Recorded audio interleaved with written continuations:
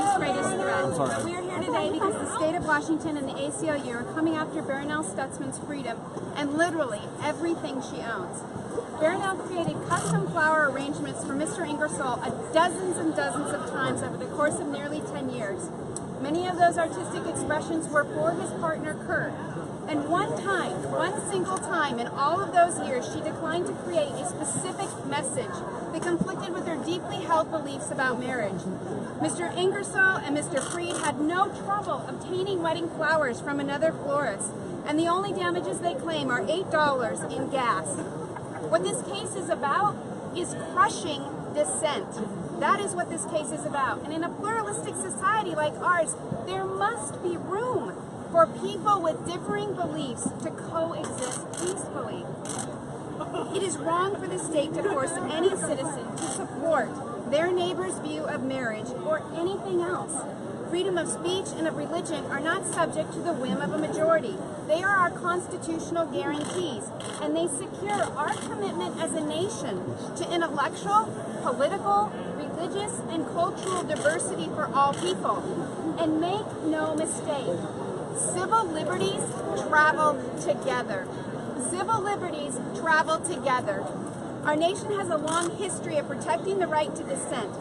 But simply because she disagrees about marriage, the state has put everything Baronelle has and her husband has at risk.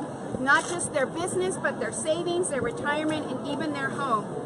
As the British Columbia Court of Appeals recently explained, in a decision about whether a Christian law school could adhere to their human sexuality standards, the court said, "A society that does not accommodate differences cannot be a free society, one in which its citizens are free to disagree and to challenge the accepted view without fear of reprisal." This case demonstrates that a well-intentioned majority, acting in the name of tolerance and liberalism, can, if unchecked, impose its views on a minority in an intolerant and an illiberal way. And that is exactly what has happened here. Tolerance is a two-way street, and dignity cuts both ways. No one in America should be required to surrender their constitutional rights.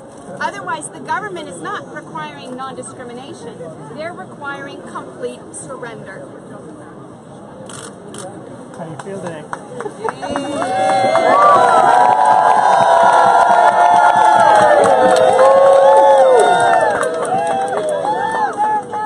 Thank you all for coming out. For hearing our case. The court will decide whether the government has the power to separate my creativity from my faith. By demanding that I create something to celebrate which totally against my conscience. To enforce that separation, they will have to violate, take away my free speech and expression. Rob Ingersoll and I have been friends just about the first time he came into the shop, over 10 years ago. I just figured that Rob gets it, what it means to be a particular artist who can create a message through flowers and through the talent that God has given me. Rob could have easily gone somewhere else, but yet for 10 years he continued to come in the shop and ask me for my expressions of floral request. Since I did not hide my faith from Rob, I always figured that he knew my beliefs would be the way I shaped my life and also how I created my expressions. So it wasn't that I wouldn't create something for Rob, it was something I couldn't create for Rob. To me, marriage is a very sacred event. Art like faith comes from the heart. And I am who I am, and I couldn't deny my faith without denying the very principles that I live my life by. The government is asking me to choose between my affection for Rob and my faith. The government is telling me there is one choice. I either give up my faith and my freedom, or I lose everything I own. Rob has the freedom to act on his beliefs. That's all I'm asking is the same freedom. Our Constitution protects that freedom. But it just isn't about my freedom. It's about all of our freedom.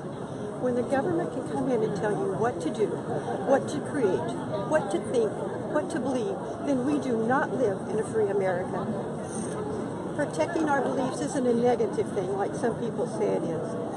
It's good things like justice, reason, fairness, and respect. however this court rules, it doesn't affect my faith and it will not affect my love for Rob. Thank you. Thank you very much.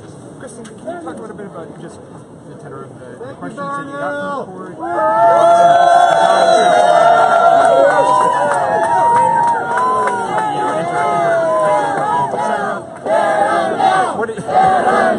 What did you think about that? Were those expected questions, and how do you distinguish those situations from what's happening here? I think the court's questions were very insightful. To understand and share concern about the fact that the plaintiffs are essentially asking everyone to create anything that the state requires them to do, which means that there's no limit on the government's authority, no limit on the government's power, and that's frightening to all of us, not just creative professionals.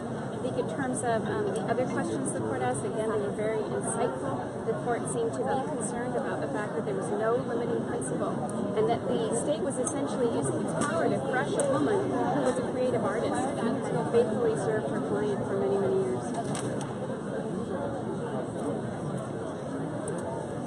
Any other questions for Kristen? All right, if you have any follow-up, you can reach out to ADF Media at legal, adfmedia.org, and we'll respond with any questions you might have. We can set up additional interviews later today as well. Thank you. Thank you. Sorry, what? ADF Media. Yeah, let me get in my card.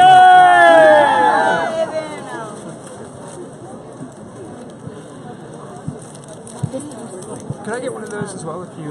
Yeah. Thank you much. Great, thanks.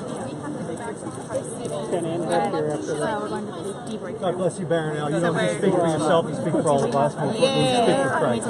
Thank you. More blessings. Okay. All right. Everybody seen my reporter? Nope.